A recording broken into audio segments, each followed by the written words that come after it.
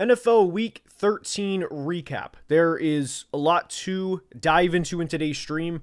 We did go over the Thanksgiving Day games, Thanksgiving night, and we also went over the Black Friday game immediately after the Bears and Eagles game. So I'm not going to spend too much time on those because we already did a live recap for those, and then we recapped them within the Week 13 recap video that was released Sunday night. So I'm just going to quickly glance over these and then kind of move on. I am also going to, I have a football analysis shirt on, football analysis hat on.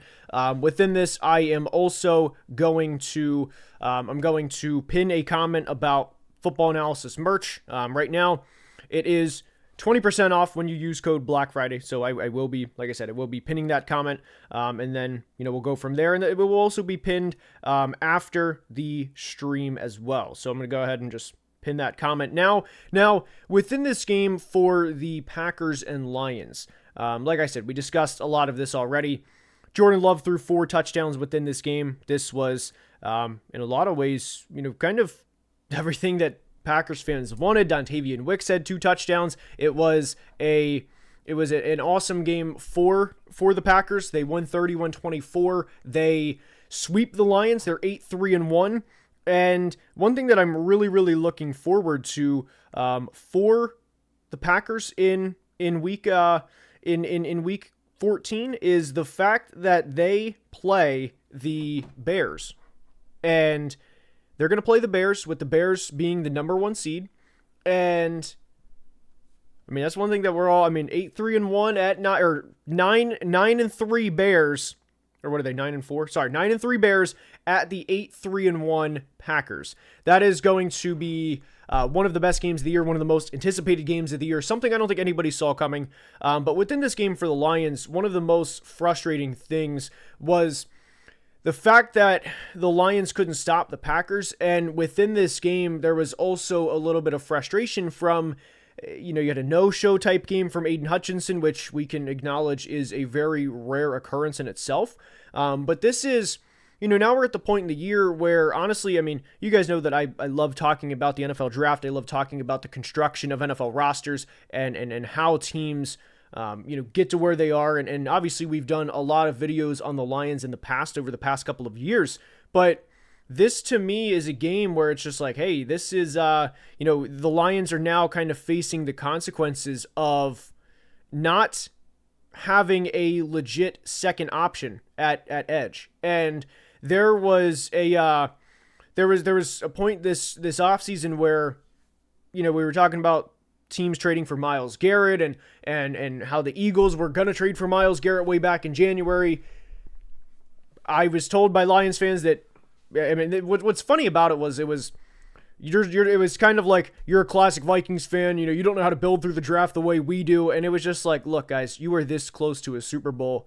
If you trade 2 or 3 first round picks for Myles Garrett, or by the way, even a 3rd round pick for Jalen Phillips a couple of weeks ago, you are in such a better position than what you are now. And you saw this throughout this game. And the point is, and where I'm frustrated with Brad Holmes, that I think legitimately deserves some criticism, is not going after a second edge rusher. Now, within this game, Amon-Ra St. Brown down a couple of weeks. That's obviously huge for the Lions. And this is just a really tough situation for Detroit that I didn't think they would be in, 12 games into the season. And I mean, there was always going to be some regression without Ben Johnson, because it wasn't, or it shouldn't have been expected to have a top 15 offense of all time the way that they had last year every single year. It's not realistic for Josh Allen to have 40-plus touchdown seasons for the rest of his career. At some point, there will be a drop-off. It's not realistic to expect Patrick Mahomes to have 5,000 yards and 50 touchdowns every year for the rest of his career. So there was going to be some sort of drop-off at some point. To this level has been a little frustrating. And this year for the Lions has been a lot more frustration than it has been results. And it's kind of like, you get a glimpse here and there where they absolutely pummeled the Commanders a couple of weeks ago, or like they did against the Bears all the way back in week 2, or even against the Giants. And they looked good offensively in that game, but that game was even a little closer than you would have liked. But Green Bay right now, really, really good team. Really looking forward to seeing how they play against the Bears in Week 14. So, Chiefs-Cowboys is up. Have I seen the 9 memes? I've seen too many, brother. I've seen too many. We'll have a long conversation about the Vikings when we get there. Quickly, by the way, if you guys are... Oh, good morning. Appreciate that. Thank you.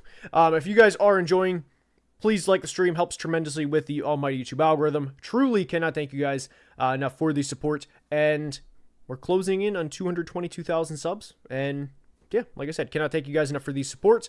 Appreciate it as always, eclectic. And can't say I disagree with this one too much, Daniel, at this point. All right. Also, that was always a ridiculous narrative. But anyway, Chiefs-Cowboys is up. All right, so the Cowboys win this game. This was in a game where Dak threw for over 300 yards and 2 touchdowns, and George Pickens almost had what would have been one of the Thanksgiving highlights of all time had he converted that hurdle to a touchdown. Still a phenomenal play.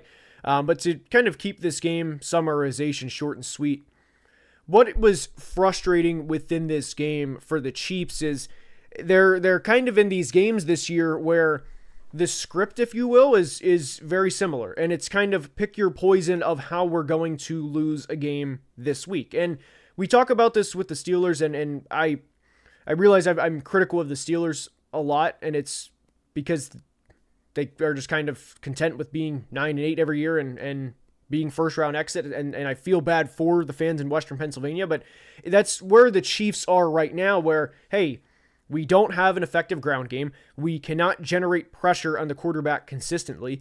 And the drafting that we had in 2021 and 2022, needless to say, it's taken a big fall off over the past couple of years, and you are seeing that. And this is where we are with the Kansas City Chiefs. And it's this is a question here from Super Skeptile. Is this the official beginning of the end for the Chiefs team longevity in playing winning football?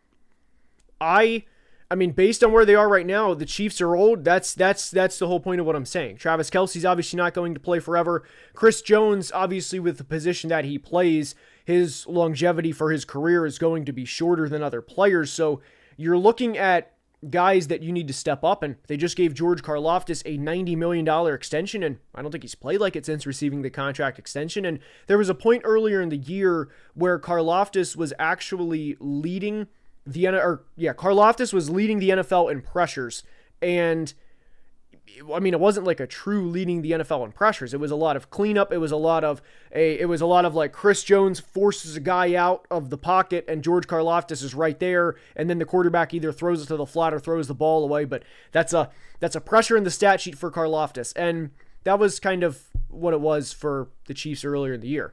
Now, this is a comment here from Johnny. So as long as Patrick Mahomes is on the team, they will have a chance, but you're not wrong, but right now they're not a good football team right now. They're not a complete team by any means. They have a lot of holes. Steelers falling apart, fire Tomlin. Chiefs falling apart, nothing. The Chiefs have won 3 Super Bowls in the past 7 years. Mike Tomlin has 3 playoff wins in the last 15 years, one of which was over Matt Moore, one of which was over Alex Smith, and I think the other was over... It might have been either Andy Dalton. I think it was Andy Dalton. I think those are your last 3 playoff wins. But anyway, there's a little bit of a difference between the Chiefs and Steelers at this point. But the Chiefs at this point, it just feels like it is the same script every week. Just you change a couple things or here, change a couple of things, and that's how they lose. Now, this is also a really good comment. This season is so weird. Genuinely don't think there's any elite teams in the league. Bills still my bet to win the bowl. That's really interesting. Just because we have Allen, if we get into the playoffs, always back the talent. That's fair. But this is we'll see. And then we have the Chiefs injured offensive line versus the Texans defensive line next week. We'll see how that goes. Don't think it's going to go well for the Chiefs. But right now, Kansas City on the outside looking in, they're 6-6, and I have a lot more questions for them than answers at this point in time, needless to say. All right, now, Ravens-Bengals. We're going to discuss this a lot more in biggest winners and losers for Week 13. Biggest thing, Bengals, huge winners. Normally, I wouldn't react and say that, hey, a 4-8 team is still alive, but the Ravens are not a good team right now. Or at least offensively, they have a lot of problems. They turn the ball over 5 times. I don't think Lamar Jackson is fully healthy, and I think it shows week in and week out. And if he is, he's certainly not the player he was a year ago. And it's a very frustrating product to watch. And one thing that I also want to say is the Bengals defense, truly credit where it's due. The Bengals defense has gotten better over the past couple of weeks. Now, if you are just taking a look at the box score and saying, well, they gave up 30 plus points to the Steelers a couple weeks ago, the Bengals offense allowed 2 opposing defensive touchdowns in that game. And they haven't allowed 400 yards in a month, which is obviously a positive for the Bengals defense considering how bad it was at times. But the Bengals season in some ways is on the line this week as they play at Buffalo in week 14. And the Bengals are kind of in a position that they were in last year. They have to win out to get to the postseason. So that's where the Bengals are. But obviously a good team win. Jamar goes for over 100. Evan McPherson goes 6 for 6. But Cincy right now very much in a position, win out and hope. All right. Now, Bears-Eagles. And again, like I said, we're just going to skim through these because we already recapped these. Bears they played big boy football against the Eagles. They are 9-3, number 1 seed in the NFC through 12 weeks, or through 13 weeks rather. This is something nobody saw coming. No, the Bears were 0-2. They had a 31-point loss to the Lions in week 2. This is, you're lying if you said you saw this coming. And right now, a year ago after Thanksgiving weekend, the Bears, They fired Matt Eberflus, the first time they fired a head coach midseason in their team's 100-plus year history, to where they are now. You have Ben Johnson taking his shirt off, doing the good, better, best, never let it rest after a win at the Link. There were times in this game where the Eagles were down a touchdown, and it felt like a morgue inside Lincoln Financial Field. It felt like they were down, they might as well have been down 30. And this was the first game since 2014 the Bears had, or any team rather, had 2 players go for 125 yards and a rushing touchdown. Credit the Bears, man. You have to credit the Bears. This was a tremendous game for the Bears. Ben Johnson, free hot dogs at a place in Chicago this week. I did see that. Good morning. Appreciate it. Everybody appreciate the good morning. But with the Birds, obviously there's a lot of concerns at this point for several reasons. But this is a situation where you look at the Cowboys, they can very much get back in the NFC East, and you look at the Eagles here. Their next game is against the Chargers. A lot of concerns with the Eagles at this point, and the Cowboys winning the NFC East is, it's a non-zero chance, guys. It's a non-zero chance. But like I said, we discussed a lot of those games already, so let's go ahead and go to Sunday where we have 49ers, Browns. This is a good call here, by the way. Just hypothetically, it's a good call. I would appreciate it. Good call. But 49ers, Browns. 49ers win 26-8. Not a great game for the Browns offensively. Now, we did mention this, that the weather in this game was also very bad. And it was also, it was a game where the 49ers took care of business. The Browns special teams was also not very good within this game.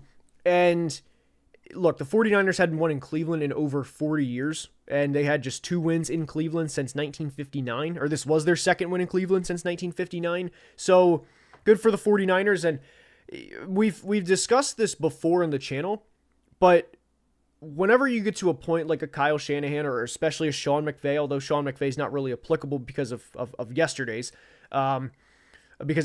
result, but you get to a point where you kind of graduate from Coach of the Year discussions because of the expectation year in and year out. But with the players the 49ers are down, for them to be 9-4, guys, their final 4 games, because they have a Week 14 bye, their final 4 games are home against Tennessee, at Indy, home against Chicago, home against Seattle. You'd figure you split those, you go 11-6, you're in the postseason. I would be pretty surprised at this point if the 49ers are not in the playoffs. So good for the 49ers to to win this game. And I wouldn't say it was a particularly pretty game on either side, but a win's a win. It's hard to fight against that, especially when you win by 18 points on the road, especially against a team that had won their previous week, and it's always it's always good for team morale to get a win. And like I said, you're 9-4, and George Kittle said himself that Kyle Shanahan should be in the Coach of the Year discussion. Quite frankly, I don't disagree. Now, Jags Titans, not a lot to discuss here, just because good team beat bad team. I think you have to commend the Jags and their coaching staff for having everybody prepared for this game the way they were, because the Jags in some ways remind me, and they have reminded me of the Panthers, where they'll beat a team like the Chiefs, like the Jags did earlier in the year on Monday night, and that was, when the Chiefs were still kind of the Chiefs, not where they are now, at least not as prevalent or not as prominent as it is now, with everybody knowing that the Chiefs are clearly not the same team. There were signs, but my point is the Jags will beat a team like the Chiefs, and then they'll lose they'll lose to the Rams by 28 points. So it was good for the Jags to win this game, and not just win. This game, it wasn't close, and the score reflects that. But we'll see. The Jags are 8-4. Their final 5 games are home against the Colts, home against the Jets, which should put them at 9 wins, at the Broncos, at the Colts, tough, home against the Titans again, and they just beat the Titans by 20 points. So if they can beat the Jets and Titans, we're looking at a 10-win season for the Jags, postseason on the horizon. Let's see here. This is a cool comment. I appreciate this. Honestly, I if you want to either give a super chat, or if you just, I posted the link for Football Analysis merch. Either one, I appreciate it. It doesn't matter, man. I appreciate that you take time out of your day to watch the content and also enjoy the content. So that's the biggest thing. But comments like that are always humbling. They really are. Good morning, Joseph. Good morning. And let's go to. Oh, and by the way, this was also a step back for Cam Ward. This was a really frustrating game because we'd seen, Cam Ward looked solid against the Seahawks in Week 12. You want to see something to build off of. This was not a game that he built off of. I'll just leave it at that. Saints Dolphins is up. The Dolphins won. They're 5-7. We've discussed this over the course of the past couple of weeks, where the path for the Dolphins is there. Guys, I'm out on this team. Not that I wasn't before. I didn't think they were going to run the table, and I've said that, hey, the Dolphins are not going to run the table, but at least you could have got something to get excited about. They're still undefeated. They're undefeated since Chris Greer was fired. This was also a game that, if we're being honest, it shouldn't have came down to where it did within this game, but They can beat the Jets next week to improve to 6-7 to go into Pittsburgh, and then with Pittsburgh at this point, anything can happen.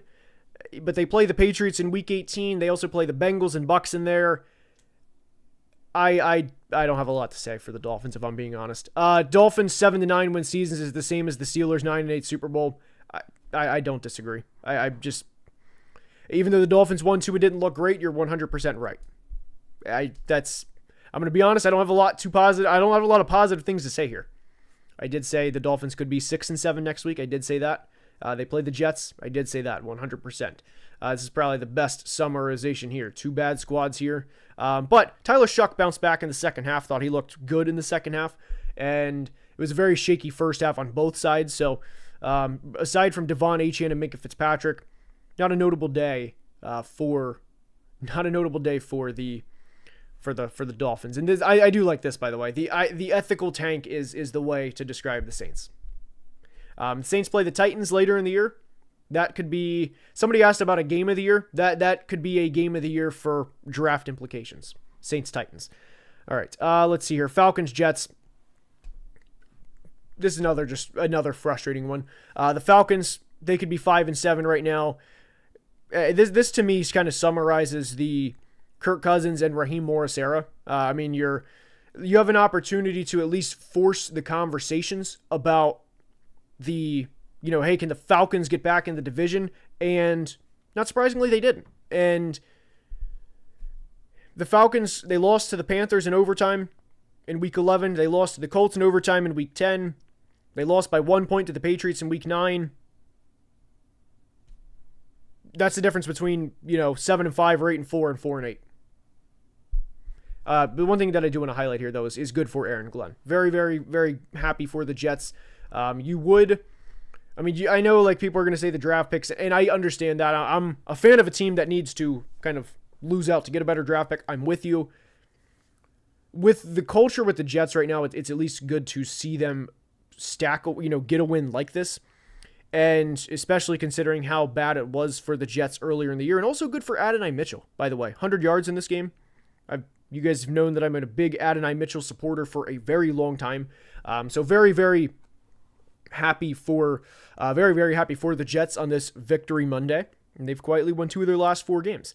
But also within this final couple of games with the Jets of the 25 regular season is you get to see at least more what you have at the receiver position, because there was a point we were 8 games into the season. Their second leading receiver was Tyler Johnson with 63 receiving yards. And that was nearly midway through the year. So at least you get to see progression now that we have, competent quarterback play with Tyrod Taylor. And that's the biggest thing. Best QB available for my Raiders, Mendoza or Ty. I like Mendoza. I like Mendoza right now. And the thing is, the Raiders are going to have to, they're going to have to go for a quarterback in the first round at some point, because right now the Raiders, and we'll actually just go ahead and discuss the Raiders game. I know we're kind of jumping around time slots, but we'll get back to the Cardinals, Bucks, and then the Rams, Panthers in a minute. But the Raiders are, Rich, you see it every week. I'm not telling you anything you don't know. You know how this team is. And within this, over the past couple of years, you rode out the Derek Carr era. You had the 1 year with Derek and Devontae, whatever. That is what that is. But after that, the Aiden O'Connell, the Gardner Minshew, the Jimmy Garoppolo contract I never understood why that was a thing. Let's bring in Jimmy it was a 3 for $72 deal, if I remember correctly. Why? At what point did we think, hey, we're going to go into Kansas City with Jimmy Garoppolo, and appreciate the super chat, Rich, by the way. We're going to go into Kansas City, and we're going to beat the Chiefs with Jimmy Garoppolo, season on the line. Did anybody actually think that? The Raiders frustrate me for several reasons. But within this game, aside from the big Brock Bowers catch, which, by the way, that was awesome. That was a, I'm on the ground and I'm just going to, reel it in. It was kind of like a bicep curl, but it was just an incredible catch. And Brock Bowers, you talk about, I think it's the really, I don't know if it's a Bugatti, but it's a really nice car in a bad area. That meme, that's Brock Bowers on this team. Now, big week for one-handed catches. Indeed, shout out Traylon Burks on Sunday Night Football. That was a snag. That was a snag. But I don't have too much to say about the Raiders here other than what everybody knows. Their play calling in short yardage situations is also extremely frustrating. Among many things. They kind of do that little waggle concept like every time in short yardage situations, and then teams know what's coming. And over the past 4 weeks now, the Raiders have a total of 47 points in their last 4 games. They put up 7 against the Broncos on that wonderful Thursday night game, then 16 against the Cowboys, then on Monday night, another good primetime game, then 10 against the Browns last week, and then 14 this week against the Chargers. It's just a bad product, man. I'm just going to leave it at that. I'm just going to leave it at that. It's just a bad product. For the Chargers, obviously you hope Justin Herbert's okay. It did come out that there's like a broken bone in his left hand. And within this, with Trey Lance took like a snap. He threw 1 pass in this game. But the Chargers play the Eagles next Monday. I don't know if they're going to, with Justin Herbert, if they're going to keep him out just because of the broken bone. I'm not sure. You're in playoff contention. You need to win as many games as possible. And you can beat the Eagles with how they're playing right now. And Justin Herbert also finished the game. So we'll see. Confirmed, I am saying the Raiders Super Bowl window is closed. People gaslit me into thinking the Raiders were going to be a wild card team. The biggest thing with the Raiders for me this year was I thought they could be like a nuisance to other teams. I thought maybe we're looking at a 7-9 win year. maybe if the cards bounce the right way or whatever it is, whatever, maybe if they get the right breaks, we'll just leave it at that. That they can win a game like this. They can, if they get a couple turnovers here, a couple turnovers there. But no, it's, I got to sneeze. A sneeze is coming. Ooh, I think we're good for now. All right, but the Raiders are just a bad team, man.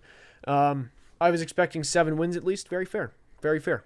I mean, at least based on where they were. Now, I could have saw in a good scenario the Raiders being a wild card team, but completely rebuild, man. You're in a division or you're in a very tough division, so it's not an ideal situation for the Raiders. Now, Cards Bucks. The Cardinals are now 0-7 in games in 2025 that have been decided by 4 points or less. That summarizes the Jonathan Gannon era. And the thing is I liked the vision that Monty Ossenfort and Jonathan Gannon had with this team. But it's just not working out. And I will stand by the fact that I think the Cardinals are better than a 3-9 team talent-wise. But the coaching staff, not right. Drew Petzing's obviously very, very, very frustrating.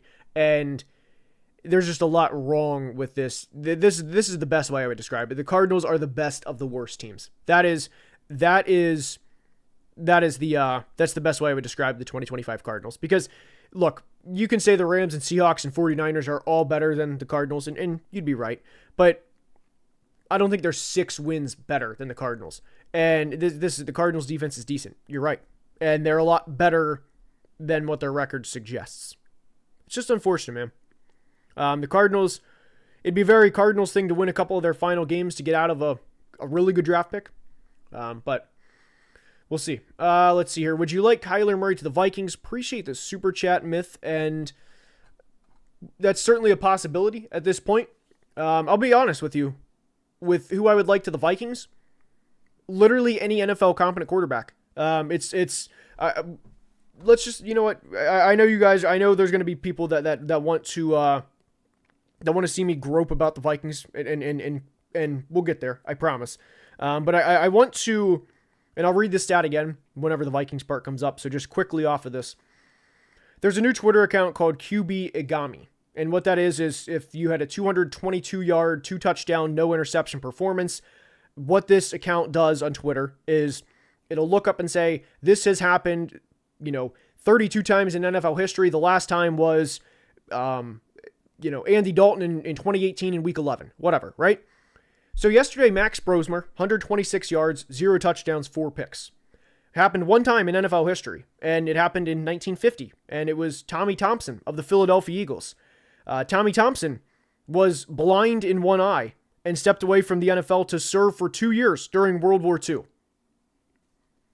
Guys, I would do literally anything for any NFL competent quarterback play. We'll get to the Vikings in a minute, and I'm going to get revved up. You guys know I'm going to get revved up, but I mean, when you have back-to-back weeks, this is like the appetizer. This is the appetizer. This is the appetizer for getting riled up. When you have back-to-back weeks of seeing, you know what really just annoys me is whenever your team is, I mean, you're already doing bad. You're already playing bad. You know that. And then you get to log on to Twitter or whatever form of social media, Facebook, Reddit, Instagram, any of them. And then you see everybody piling on. And you can't even fight back because of how bad it is. The worst thing is when your team plays bad and you see, oh, if you spiked the ball every time, the quarterback's passer rating would be 39.6. The quarterback of this team's today's passer rating was 32.4. Oh, God, man. All right, anyway, Bucks, I'm going to be honest, they did not play great in this game. I do have a lot of concerns with the Bucks right now, and I know there is a scenario where the Bucks win another division title, but I think there's a scenario where Todd Bowles is out at year's end. But I don't know. That's the Bucks to me right now are kind of in between that good and great level, and I don't think that Todd Bowles is going to be the guy to get them to that great level. We'll see how that plays out. There's going to be some people that are going to say that's pretty wild to accuse a coach or to say that a coach should get fired after a win. That's not directly what I'm saying, but kind of in some ways if the shoe fits. the Bucs to me are going to be a team that at most is a divisional round exit. I don't think there's any chance that this team would go into, what would presumably be 2 straight road playoff games after a home playoff game and then get to the Super Bowl. And the Bucs are not at a point where they're, hey, let's win 10 games. Let's be a divisional round exit. Let's have a good time in the Tampa, St. Pete, Clearwater area and call it a day. They're going for Super Bowls. And I don't think they're close. All right. We recap the Raiders Chargers. Rams Panthers I'm going to get into. That's going to be a minute. So we're going to go Bills Steelers for now. The Bills Steelers, first off, you have to by the way, if you guys are enjoying, we're at 81 likes. Let's get it up to 100. Would very much, a football will appear when you like the stream. At least that's the animation that should come up. So would very much appreciate that. But right now with the Buffalo Bills, somebody commented earlier about how you don't know anything about the NFL right now. I would agree with that. What I will say about the Bills is the Bills' run game, that's going to travel in the postseason. I appreciate that, Searchy. As always, Searchy is awesome. Appreciate it. But what I will say is the Bills' ground game should travel in January. And there's going to be teams where, let's go. Can confirm if football does appear. Let's go. So there's going to be teams that are going to be division winners that if you would have said prior to the season, hey, Buffalo is going to go to Pittsburgh in the first round. They're going to go to Denver would be a little questionable because their defense was good entering the year. But Buffalo also beat Denver by 3 scores in last year's playoffs. Now I know obviously it's a significantly different year, but heading into the season that you would have said, hey, Buffalo will beat them in the postseason. Same thing definitely applies to the Colts because nobody saw the Daniel Jones bump coming and honestly probably with the Jags too. Where I am with the Bills is I want to buy in. I'm not fully buying in right this second because the Bills passing game still concerns me. I know Keon Coleman had a touchdown, but the Bills passing game is definitely a little worrisome at this point, at least based on what we've seen. And the Bills, they had, like I said, they had a tremendous game yesterday, but what I don't want to do is extreme overreact and just say, hey, they are definitively now going to the Super Bowl because they beat the Steelers and they outscored them 23-0 in the second half yesterday. That part is, a phenomenal job by the Bills. All the credit is due, especially for a team that had been reeling. But it's, I just want to see more. Bills are like they were in 2023, just inconsistent, but could finish 11-6 and make a run. The guy with the Piplup profile picture, shout out Piplup, that summarizes exactly how I feel. That's where we are with the Buffalo Bills right this second. So great comment and also great profile picture with Piplup. And by the way, if you ask me any Pokemon past Gen 4, I'm out. I'm out entirely. Gen 1, 2, that's where my strong suit is. Past Gen 4, I know nothing. So shout out Piplup. But the Steelers, do we have to do this again? Do we have to?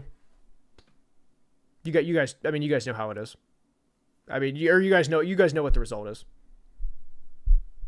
Is there anybody that right now legitimately thinks the Steelers are going to win the wild card round game to go to the divisional round of the playoffs? Because I don't. I'm not going to harp too much on the Steelers. But that's Steelers fans, you guys know it. Aaron Rodgers looked legitimately defeated after that Joey Bosa play. He looked legitimately checked out like, man, I am way too old for this. But we'll see. There's one question that I wanted to get into. This is the easiest question that I've ever been asked before. This is such an easy question. Gen 1 starter, who do you have? Guys, if you are not picking Charmander as your Gen 1 starter, come on. That is the easiest question in today's stream. Charmander easily. There was a super chat from Searchy that I wanted to get to. Searchy, I know you're watching. Unfortunately, it's not coming up within my the thing to be able to feature on screen. But I'm going to go ahead and get to that. And Searchy said, I'm surprised Kevin Patullo and Pete Carroll not fired. I am with you on Patullo. Pete Carroll at this point it's not going to make a difference. It's definitely not going to make a difference. But Patullo, I kind of am.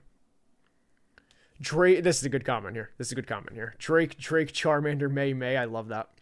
I do love that. But no, I mean, with Patullo, I would understand the frustration with Pete Carroll. With Pete Carroll, I'm kind of at the point I would let him stay. Because what if you would have another AP situation where you win like the final 4 or 5 games, and then you have a conversation of, hey, do we keep that guy around? So just let Pete go. Let Pete go. All right. Now, Broncos Commanders. This game went to overtime. This game was actually past midnight, and there was some things in this game where I got to give my Jake. I'll get to that in a minute. I promise. I promise. But there were some things. Broncos once again playing down to their competition, giving their fans heart attacks. That was, I would say, frustrating within this game. And there's people I think get really, really toxic within quarterback conversations at times. And Broncos fans know that Bo Nix gets, he takes a lot of slander nationally. And whether it's, okay, Bo Nix is solid enough, he's a solid game manager, but, and it feels like there's always a but with Bo Nix. The biggest thing with the Broncos is, and moving forward is, there's times where they legitimately look good. And there were a couple of throws within this game. There was the one down the left sideline. I think it was to Courtland Sutton. I think it was a play where Bo Nix, it was at a really, it was on the run. It was a really good play against his body, or against the normal throw, if you will. It was a really good play by Bo Nix. But there's times where with the Broncos, this is also where I would stand with this. It shouldn't have never got to that point. That's the biggest thing that I would say with the Broncos within this game. Now, it's always good to be able to have this type of discussion after a win, just because, you're 10-2. You had to keep pace with the Patriots, who are probably going to be 11-2 after tonight.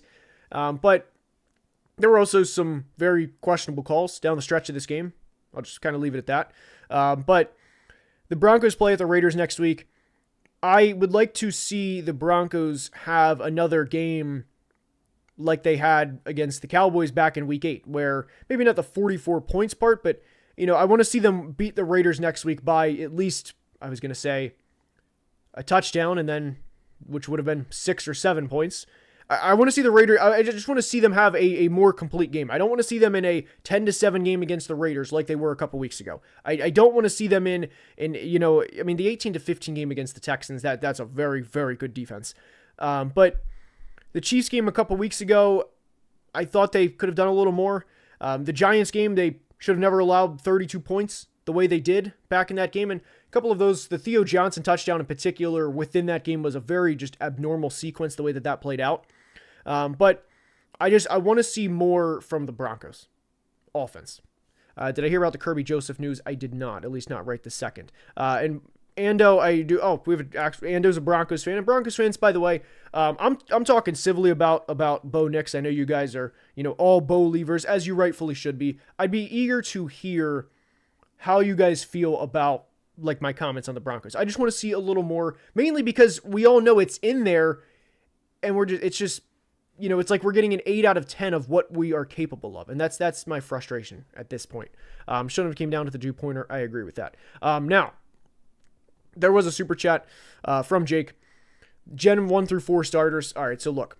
Charmander is the easiest. Charmander is, that's Charmander. Gen 2, I'm going to be honest. Look, I like fire types more than I like, the grass or water. Cyndaquil is awesome. I kind of have a type if you can get my drift here. But when you have Gen 3 with Swampert being the final evolution, the water ground. I know you have the quad weakness to grass, but Swampert's kind of a tank, man. He's kind of a tank. So, but Blaziken, the first fire fighting dual type. And then obviously you get the Skeptile as the final evolution.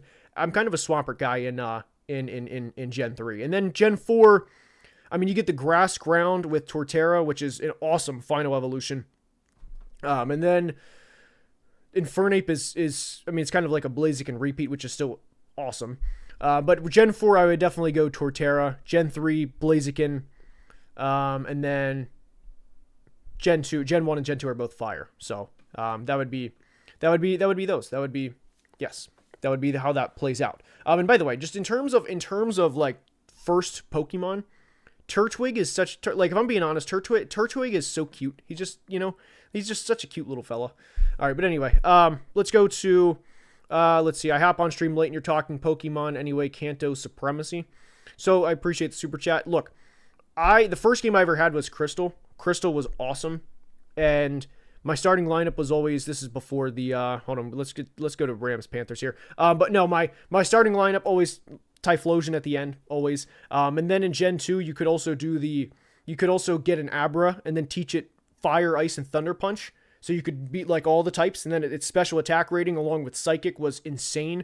Although I could never trade Kadabra to have it be an Alakazam, which was frustrating. But then those are like the main two you needed. And then you could have like a Poliwrath fully evolved. And look, anyway, let's get back on track here. With the Rams and Panthers, and we'll no notes on the Commanders. Sorry. That you're right. That's on me. Let me go back to this. Let me go back to this. With the Commanders, what I would say within this game, because you are right, that was a good call out. Within this game for the Washington Commanders, Marcus Mariota, and by the way, the way they were pronouncing Mariota last night was something within the broadcast. Look, the Commanders, we know their season is over. We know that they're 3-9. There still was positives to there still was a lot of positives to take away with the Commanders' offense within this game, considering the type of year that it's been. And Debo, I thought, he had the one big play down the sideline last night. Terry McLaurin, of course, he was Terry. And whenever the Commanders' offense is on, like it was a lot of last night, I don't want to say they're a force to be reckoned with. I'm not trying to discredit them either, but guys, they had 30 first downs and they had almost 420 total yards of offense. And they are, look, Ertz also there were several big plays from Ertz, especially the one big play that he had, like as he was spinning down the middle of the field. That was, for the Washington Commanders specifically, I still think there's something for fans to be vested in, at least on the offensive side of the ball, down the stretch of the 25 season. And now you're 3-9. They're going to get Jaden back at some point. They're going to play him. They're not just going to say, hey, our season's done, so let's just not play him and protect him, even though he got hurt earlier in the year. I'll be eager to see when he comes back. But it was, the Commanders' offense looked promising. Not promising, but there was something to get excited about. I'll leave it at that. You're the GOAT. Keep doing your thing. Appreciate it. Thank you. All right. Now, Rams Panthers. Look, there's a couple things that I want to discuss within this game. And by the way, if you guys are enjoying, like I said, please drop a like. A football will appear whenever you do like the stream. And shout out to the person that said, look how happy Garrett is whenever he's not talking about the Vikings. There's a lot of truth to that. All right, Rams Panthers is up. I'm going to be honest. We talk about this tomorrow with the Week 13 biggest winners and losers. It'll be out 10 a.m. Eastern. And I didn't think there was a chance the Panthers are going to win this game. Just because you have to think of the human element of this. So what I want you to think about is the fact they lost 20-9 to the 49ers on Monday night. And, they didn't leave the San Francisco area until probably 12 or 1 a.m. Eastern. You fly all the way back to Charlotte. It's then you drive home. Panthers players probably didn't get home Tuesday morning until probably 7 or 8 a.m., if we're being honest. And within this, the Panthers looked good in this game. There was the third quarter, the Rams had 3 total plays offensively. It was big boy, grown man football. And it was also in a not great weather game. And the Panthers intercepted Matt Stafford twice. The one was a pick six. The one was a big pick in the red zone. And the one, I'm not going to have the Bryce Young conversation. Bryce played good in this game, though. Bryce had 2 really, really big-time throws on the touchdown to Tedero McMillan and then the touchdown to Jalen Coker. But really, really happy for the Panthers after this game. Of course, they're now 7-6 entering their Week 14 bye. And the NFC South, guys, they can win. With how the Bucs look right now, guys, they that the Panthers are out of the division race would simply be wrong, or just to say that they're the Panthers, they're going to lose because they're the Panthers, and just leave it at that. Panthers are very much, I mean, their season's just getting started. It would be nice to see the Panthers win the division, especially with everything they've gone through in the past 15 months. They were embarrassed last year with the loss to the Saints on opening day, then the loss to the Chargers. They were outscored 73-13 in the first 2 games of last year, and I hope that the Panthers can win the division, man. I really do. It would be extremely encouraging for this team's future. Now, with the Rams, this was a game. Look, you couldn't you couldn't get off the field defensively, which was obviously frustrating. Your quarterback entered the game with 2 interceptions. He leaves with 4. Stafford's still obviously having a phenomenal year. You turn the ball over 3 times. I don't want this part to come across as dismissive to Carolina because they still had to make the plays, but you were in a position to win the game at the end. With the Rams, to not run the ball on that second down to the strong side of the formation where Sean McVay has been spamming 13 personnel for the majority of the season now. You run the ball to the weak side, you get a delay of game penalty, you take a strip sack on 3rd down. The game was in front of you. Despite everything that happened in this game, this was not I like the Panthers still had to make the plays, but the Rams, I mean, they were in the game by every definition, and it wasn't their day, obviously.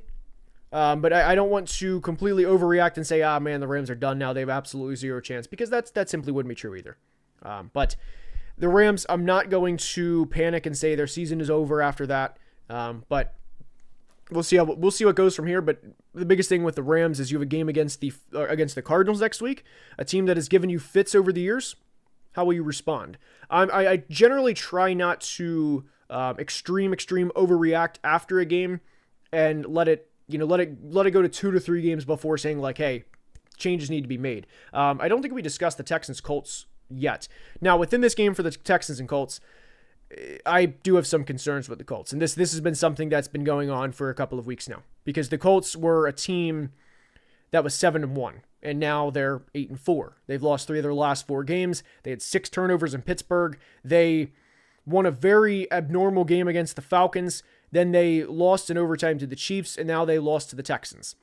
We, of course, also wish the best for Sauce Gardner in his recovery, which they said was not a torn Achilles, that his Achilles was intact, and that everything seemed to be fine in the short term. Like, it's not a long-term substantial injury.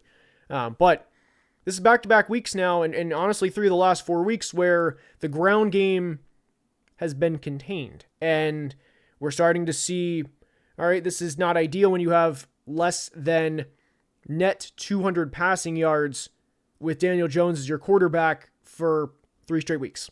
And I also want to acknowledge there's very fair points within this, because there were a lot of bad calls within this game for the Colts, or against the Colts. And I think there's a lot of things that can be true. I don't think you should just say, we were robbed and we were robbed, scallywagged, hoodwinked, and all that whole meme, right? But you have now put up 20 points or less in 3 of your last 4 games for a team that is number 1 in the NFL in scoring. At what point do you look in the mirror and say, hey, we have to be better? Run amok. Good call. That's a good call. At what point do you look in the mirror and say, we have to be better? Because that's where I am with the Colts. They're 8-4. This was always what worried me about the Sauce Gardner trade, by the way, was the fact that, you have no first-round pick for the next 2 years now, and DJ did have, you're not wrong about this, but the problems were there before this game. Mr. Super Chat Searchy, I did not miss it. I did discuss this. What I said, there gets to be a point where I can't show it on the screen, which I apologize for. What I said was, Pete Carroll at this point, I'd rather play out the year, mainly because I don't think it's going to change anything. And I feel like the worst case scenario is you have an interim coach win a couple of games, you have an Antonio Pierce situation, and then you say, hey, let's bring this guy back, which is what happened with Antonio Pierce. Kevin Patullo, I would agree that like I agree with what you're saying, but that was the comment on that. But with the Colts, I mean, guys, I have a lot of concerns because their final 5 games at the Jags, at the Seahawks, home against the Niners, home against the Texans, or home against the Jags at the Texans. That is not ideal. That is bad. And there is a I'm going to be honest, there is a chance the Colts flat out miss the playoffs. If we are being completely honest, there is a chance they miss the playoffs. From going 7-1 to trading 2 first-round picks for Sauce and A.D. Mitchell to missing the playoffs. And again, they're 8-4.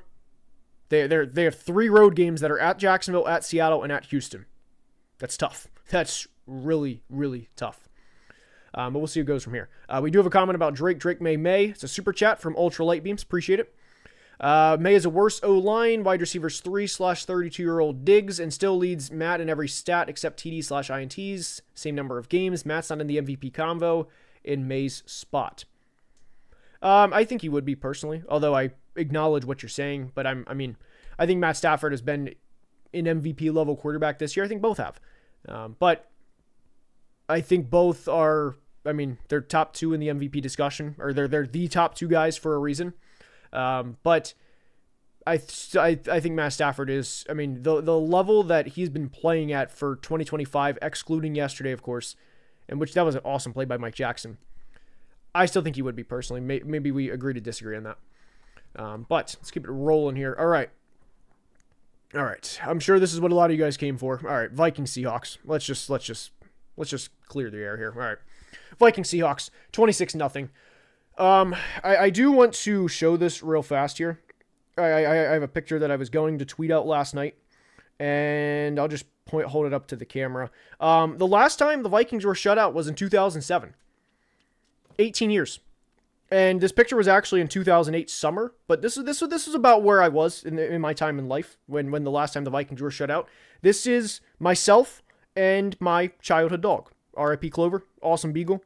She was 14 when she passed. Legend. But this was me the last time the Vikings were shut out. So not an ideal situation. I was like 9 in this picture, and I was going to tweet that, but I didn't. And by the way, the Seahawks offense in this game did not. The Vikings defense came to play.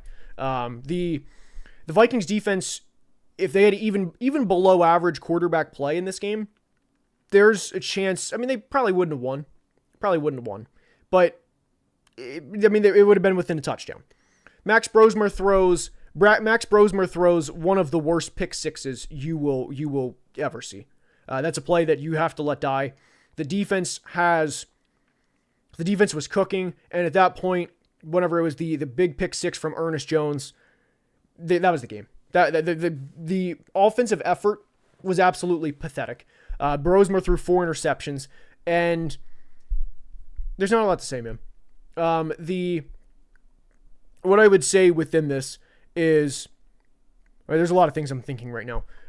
But you had a chance to, I feel bad for Max Brosmer, the person, just because I hope that that's not his only NFL start ever. But he is an undrafted free agent quarterback. And yes, the one thing about this was people were saying the next Brock Purdy.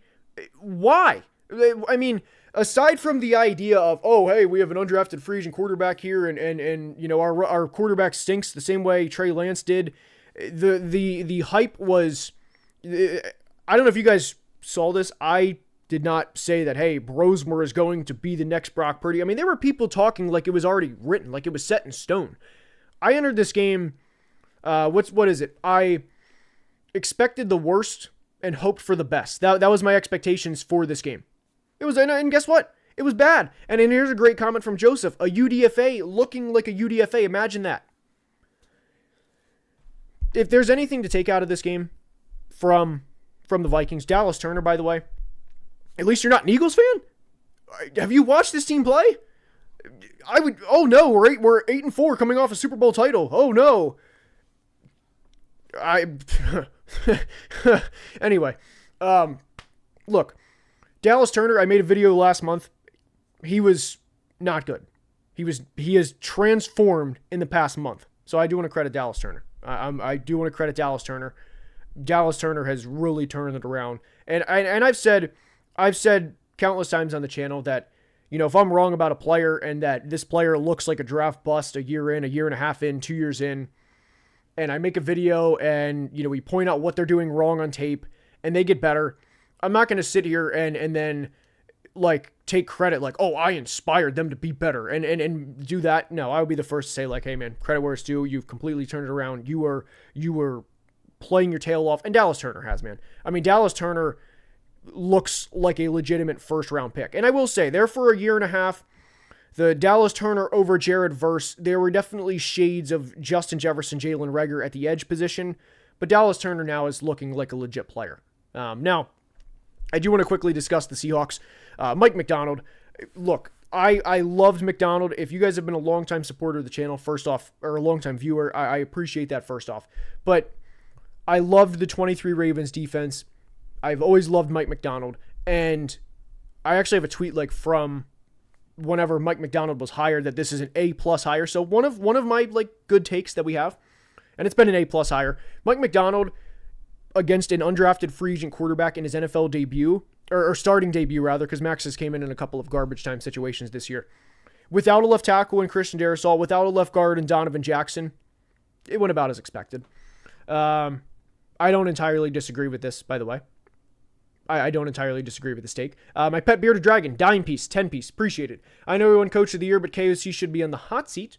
Refuses to run the ball for what seems like no reason. Big play hunts to his detriment. All the quarterbacks he succeeded with have been on previous teams. So, within this, by the way, one thing that I do want to discuss is I have Seahawks defense played lights out. They 100% did. And C Kai, I saw your Calvin. I think I saw you tweet at me, and it was good to put a face to a name, as I know you are a regular supporter of the channel, regular viewer. It's good to put a face to a name.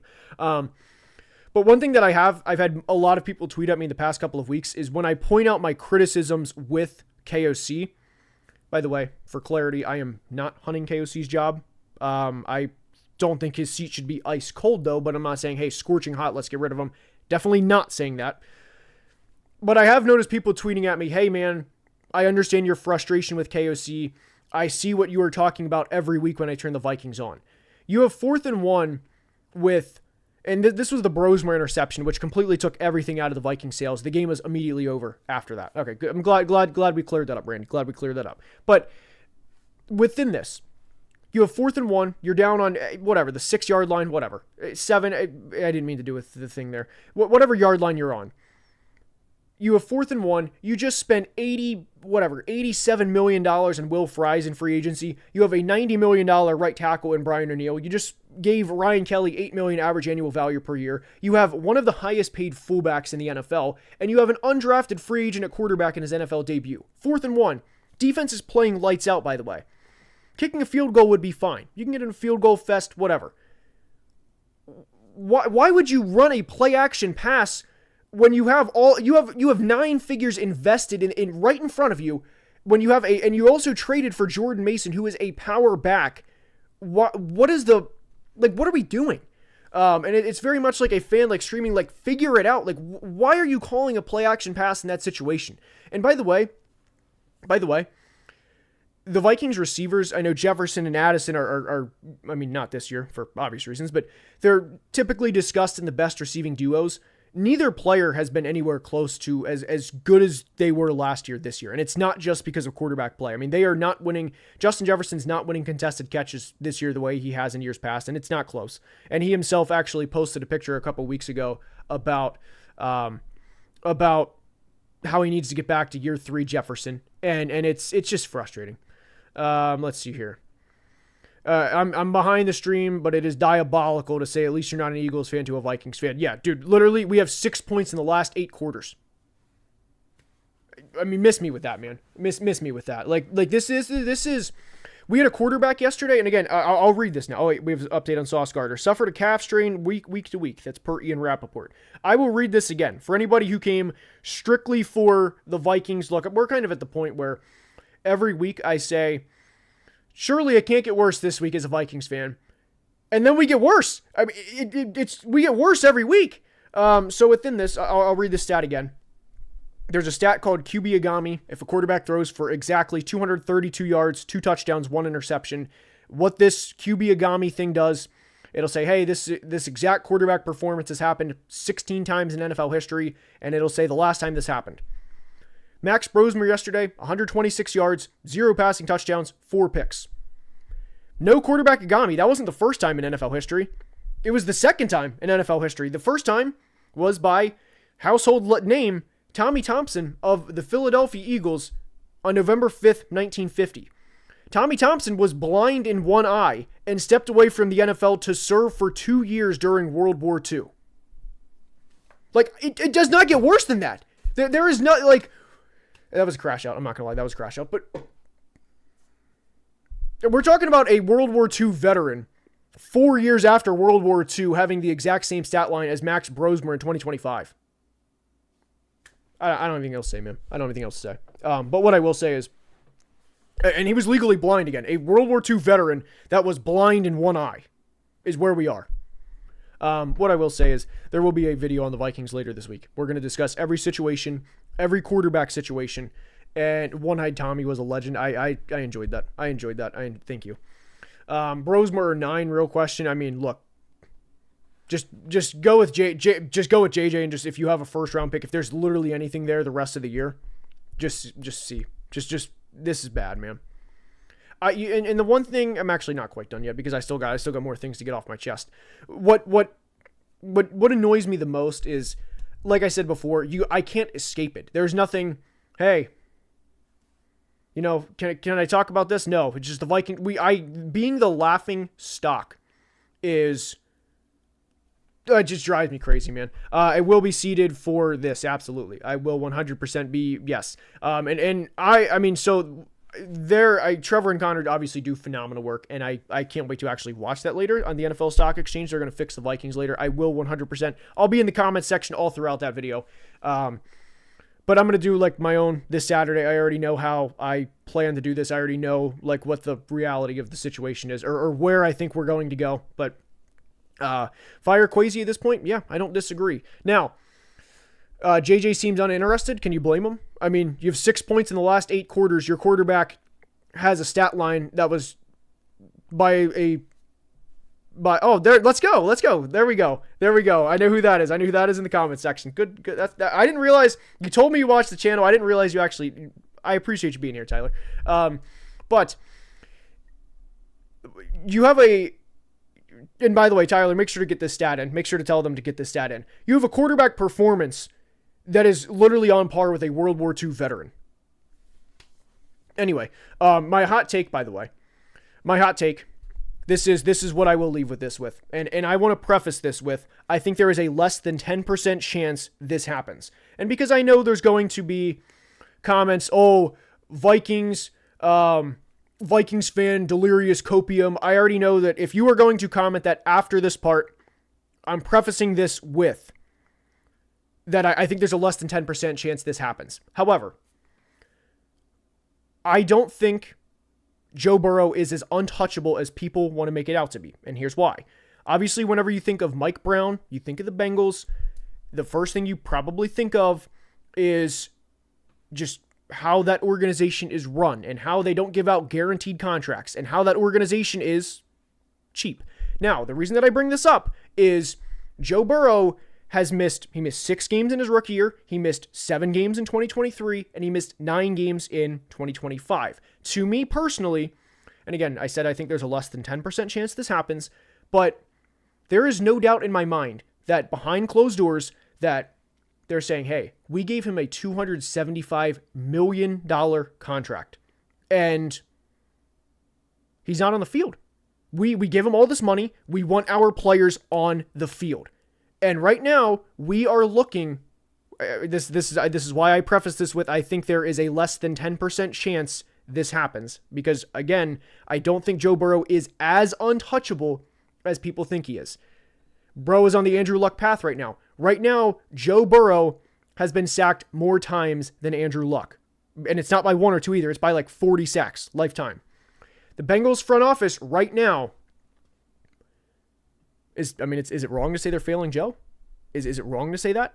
Is it wrong to think right now, based on where the Bengals roster is, they are 1-4 in games they have scored 38 points or more since the start of the 24 season?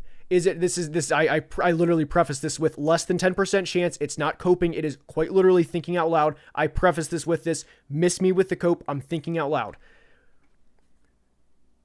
Is it wrong to think that going to the Super Bowl in your second season, MVP caliber quarterback, with where this roster currently is it wrong to think that this is Dan Marino 40 years later? You get to the Super Bowl in your second year. You presumably have all this time to get back. You never get back. Is that wrong to think? With as cheap of an organization as the Bengals are at times, with the Trey Hendrickson drama, with everything that you see, with the Jamar Chase drama, we're going to hold out, not pay Jamar, and then cost ourselves $6 million per year because we were betting that our player wouldn't perform. I'm just saying. And then within this, by the way, the trade that this would be is you would presumably trade, because I've thought all about this, you would presumably trade Jordan Addison for, I personally think you could get a first for Jordan. If you want to say Jordan Addison, whatever, you could get a second. You'd get a second round pick. That would not be to the Bengals, obviously, because they have two great receivers. You would acquire all this capital. Jonathan Grenard is a very, very cheap edge rushing option right now. And, or at least for the production that he provides, he's top 10 in the NFL in pressures. He is getting paid quite literally less than half of what TJ Watt is getting paid. He signed a 4 for $76 million contract. And that is, magic to the Bengals' ears. So it would be something like Jonathan Grenard, and then if you get that first for Addison, even if you don't get a first, it would be a second at minimum. But in this scenario, say it is a first, you would trade Jonathan Grenard and presumably 3 or 4 first-round picks for Joe Burrow. That would just be the baseline. But again, like I said, I don't think that's going to happen. But to me, and I think I preface this with it's a less than 10% chance. That's what I'm saying. Is it a hot take to think Joe Burrow will request a trade soon? I don't think he would request a trade. I think he would kind of just go along with it. I think Joe's a very go with the flow kind of guy.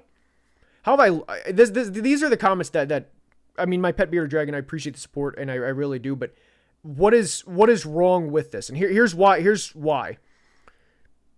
don't think this is wrong. You saw the Packers just make a blockbuster trade. You saw the Bears do that with Caleb Williams. You've seen how that's played out. Kevin O'Connell's job is going to be on the line. Kwesi is probably already fired, if we're being honest. You have seen World War II level of quarterback play. Aside from just saying, hey, and I preface this with at the beginning, I don't think that it's going to happen. But if you're the Bengals, you're now 6 years into Joe Burrow's career. He's had 3 seasons that have been either altered or lost due to injuries, and you can get all of this for him. I'm just saying, I don't think it's as unrealistic as people think. And by the way, like I said, for anybody that comments after the fact, they watch this part, I don't think it's going to happen as much. I don't, but I wanted to preface that out there. What are the odds the Vikings blow it up and rebuild? We'll see. Because Kyler Murray is also an option. And Kyler Murray is probably the realistic option, but I'm saying if you go for everything, because if the Vikings have decent quarterback play this year, I mean, it's different, but this is the part that I would back on the Bengals side, is Joe Burrow does print money for the Bengals. But the thing is Burrow he's one injury away from, hey, the Andrew Luck conversations, I mean, they already started this year. They already started. So that's the biggest thing that I want to hammer home within that. And I don't think with how much the Bengals are very much, let's just get our guys in the field. What is the context? I mean, I'm not going to go through the whole thing. Just like just rewatch the past. This is the thing that I'm trying to say. No one thought the Parsons trade would happen. If you are the Vikings, you are in a situation where you have Justin Jefferson, who is very clearly, I mean, how could you not be pissed off with this? So I'll just leave it at that, man. I'll just leave it at that. But I mean, I'm just saying it's not Luka and Parsons traded, nothing impossible. Again, I prefaced this at the beginning. Don't think it will, but I also don't think that Joe is as unrealistic as people think. All right. There was a couple super chats that I want to get to. And I'm going to discuss that more in a video coming up. Rodrigo he's also always giving super chats. Appreciate it. I'm not used to the Panthers in the playoff talk. I hope it's something that we get used to, man. I hope it's something that we get used to. Panthers fans deserve it. They've been through the ringer and then some the past 10 years. I really hope it's something that you get used to. Not your average pineapple. Incredible username. Pineapple, like we said before. Elite fruit. We have discussed this plenty of times. Absolutely elite fruit. Disappointed by the Rams outing yesterday. Seattle and Detroit are must wins now. Hope you all had a great weekend. Hope everybody had a great weekend as well. And then let's keep it rolling here. Let's see. Jets perspective and the Colts. Oh, right here. Best case scenario for Vikes bridge quarterback. I'm telling you, I wouldn't doubt. I'm just saying there's a real chance the Vikings get extremely desperate this season. And again, I preface it at the beginning. I don't think that they're going to do it, but anyway. One last super chat, or it's from Nesquick. Nesquick, as appreciate you being a member of the channel. Where do you get your game footage for videos? NFL Pro. It's pro.nfl.com. I had to actually think about that for a second, but pro.nfl.com. Honestly, don't think the Vikings GM keeps his job. I don't either. Vikings trade for Geno? No. Absolutely zero chance of that. No. And by the way, like I said, the part that I'm not going to look forward to is people that are going to comment after this and say, oh, look at this Vikings fan cope. When I said like 8 times, I don't think it's going to happen, but crazier things have happened. The Bengals are notoriously a cheap organization, and on top of it, there's a part internally that I do believe that Mike Brown is saying to himself, man, we paid this guy all this money and he can't even stay on the field. There's a part of me that believes that internally. But we'll see. Would I endorse a Vikings trade for AR? I mean, look, I don't think AR can be worse than a World War II veteran, 4 interceptions. So yes, I would endorse a trade for. Let me just say this: the list of quarterbacks I would not endorse a trade for right now, it is smaller than the list that of bad quarterbacks that you think I wouldn't. I think I worded that right. There's not many quarterbacks that I would not endorse a trade for. All right, let's see here. One last super chat. Do you think the Pats could trade for JJ or AJ? AJ, yes. JJ, no. Yes. I don't think Jefferson's going to get traded because I do think the Vikings are going to do something big this offseason. Whether that's Kyler. Kyler's probably the more realistic one, but anyway, Vikings trade for Herbert. That's another one that could be, I'm just saying. Although that's another conversation for another day. All right. This it would be 5 first rounder presumably though. This is what I'm trying to say. Gernard is worth a first round and then some. Addison would presumably net a first round and then you have 3 first rounders on top of it. That's what I'm saying. Vikings are getting Kyler and you know it. Again, that is probably the answer, and I do look forward to the comments after this that tell me